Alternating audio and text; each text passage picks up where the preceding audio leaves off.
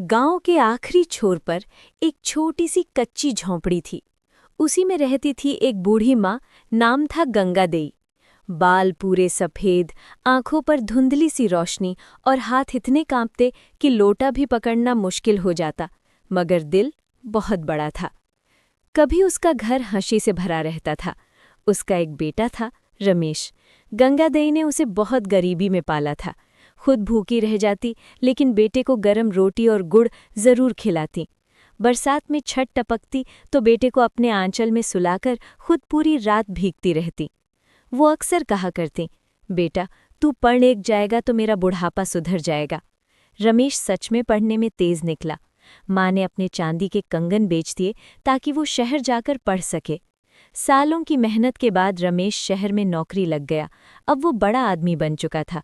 शुरू शुरू में हर महीने चिट्ठी आती थी, माँ जल्दी तुम्हें अपने पास ले जाऊंगा।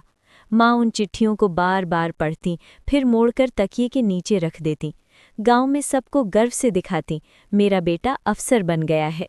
धीरे धीरे चिट्ठियां कम हो गईं, फिर बंद ही हो गईं। गंगा देई रोज शाम को लाठी टेकते हुए सड़क तक जाती और आने जाने वालों से पूछती, शहर वाली बस आई क्या? उसे लगता आज बेटा जरूर आएगा।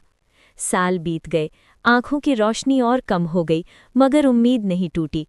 एक दिन गांव में खबर आई, शहर से कोई कार आई है। लोग दौड़े। कार से एक सज धज कर उतरा आदमी, वही रमेश था। साथ में उसकी पत्नी और छोटा बेटा भी था।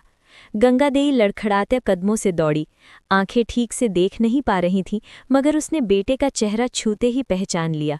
रमेश, तू आ गया बेटा। वो रोने लगी, लेकिन रमेश थोड़ा असहज था। उसकी पत्नी धीरे से बोली, इन्हें शहर ले चलेंगे तो दिक्कत होगी, कौन संभालेगा? रमेश चुप रहा। माँ ने सब समझ लिया। वो मुस्कुराई और बोली, बेटा मैं गांव में ही ठीक हूँ, मुझे बस तुझे देखने की चाह थी, अब चैन मिल गया। उसने अंदर जाकर एक पुरानी पोटली लाई। उसमें वही चिट्ठियाँ थीं और एक छोटा सा स्वेटर जो उसने अपने पोते के लिए बुना था, बिना उसे देखे। रमेश की आंखें भर आईं। तभी माँ ने उसका सिर सहलाया। मैंने तुझे हमेशा आगे बढ़ते देखने की दुआ की थी, अपने पास रखने की नहीं।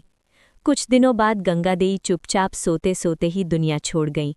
जब रमेश अंतिम बार माँ की झोपड़ी में गया तो उसे तकिए के नीचे एक कागज़ मिला। उस पर कांपते हाथों से लिखा था, बेटा जब तू छोटा था, तू सोता था तो मैं जागती थी। अब मैं सो रही हूँ, तू मत जागना, बस खुश रहना। उस दिन पहली बार रमेश सच में अनाथ हो गया।